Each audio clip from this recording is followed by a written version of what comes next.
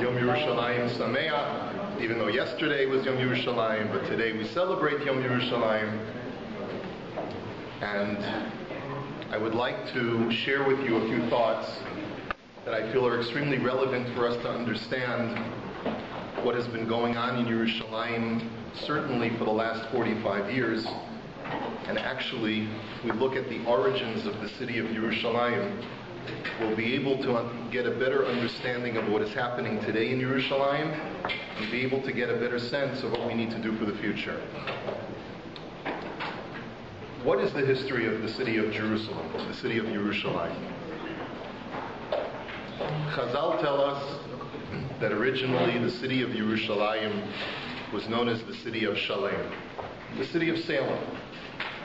This was its name before Jews lived in the city. We know that the people who ruled over the city of Yerushalayim had a certain appellation for their ruler. Whatever the name of the ruler was, he always had the word tzedek at the end of his name. So for example, we know that in the book of Bereshit, there was a ruler over the city of Salem whose name was Malki Tzedek. And this was another name for Noah's son Shem. We know that in the times of Yehoshua, there was another ruler of Yerushalayim, and his name was Adoni Tzedek. And so therefore the term Tzedek, just like the word Pharaoh for Egyptian rulers, the word Tzedek was used for rulers over the city of Yerushalayim. Why is that? The Meforshim explained, because whereas many of the city-states and provinces that existed in the Middle East at this time were not committed to justice, were not committed to making sure that other people were taken care of, were not committed to justice, such as the city of Sodom and the city of Amorah. The city of Salem, the city of Shalem, was completely committed. That was its credo. Those were the rules that the city possessed. It had a certain sort of declaration of principles, and every ruler who ruled over the city had to commit to those principles in order to become the ruler of the city. And as a testament that you were abiding by the rules of what it meant to govern the city of Salem, you became the new ruler, but you had the word tzedek appended to your name. Now let's go and talk about, this is the non-Jewish significance of the city of Salem. Now let's talk about the origins of the Jewish significance of the city.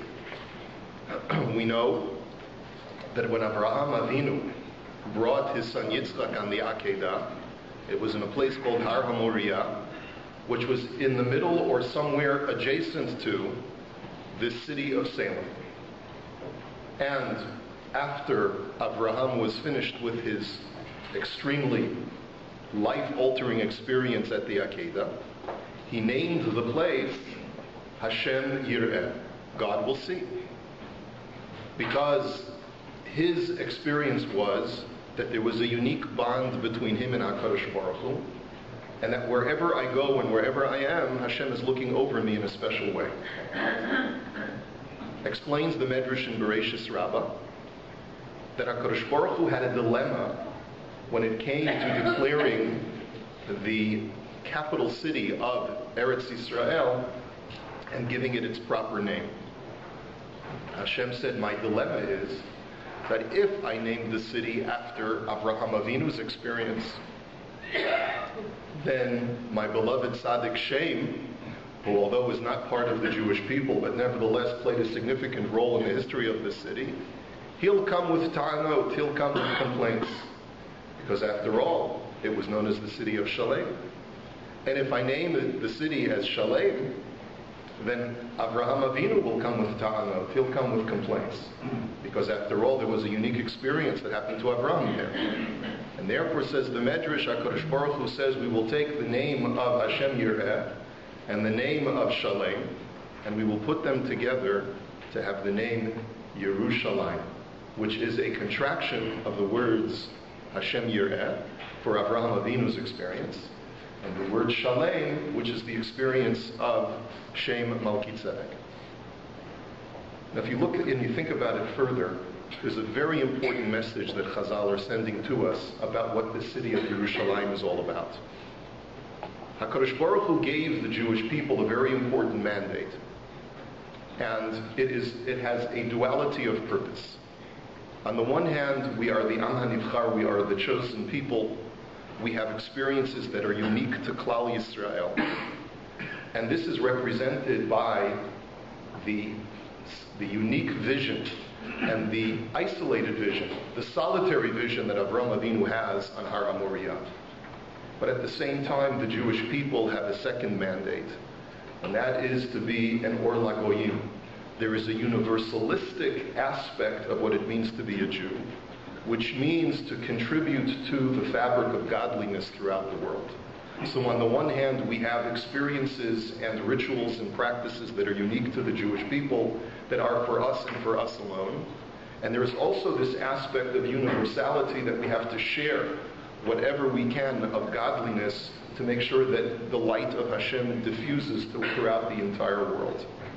And therefore, what Yerushalayim represents, the contraction of these two names, is that it represents the particularism of the Akedah, the unique experience to the Jewish people of the binding of Yitzchak, but it also represents the universal message of what it means to be an Ir Tzedek, to be a city of righteousness that is really for the entire world, which is what the city of Salem represents.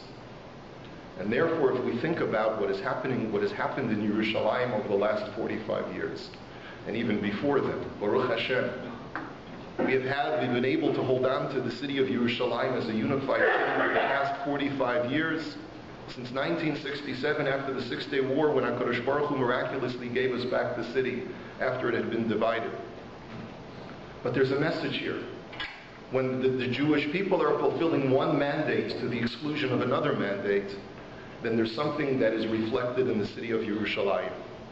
When we are exclusively worried about our role as the Jewish people in a particularistic fashion, and we exclusively focus inwardly and don't care about the rest of the world, then Yerushalayim is no longer Yerushalayim, but rather it is just Hashem Yireh. Hashem will look down upon the Jewish people, and He will be proud, and He will shet nachas, but He will not say that Yerushalayim is an Ir Shalem.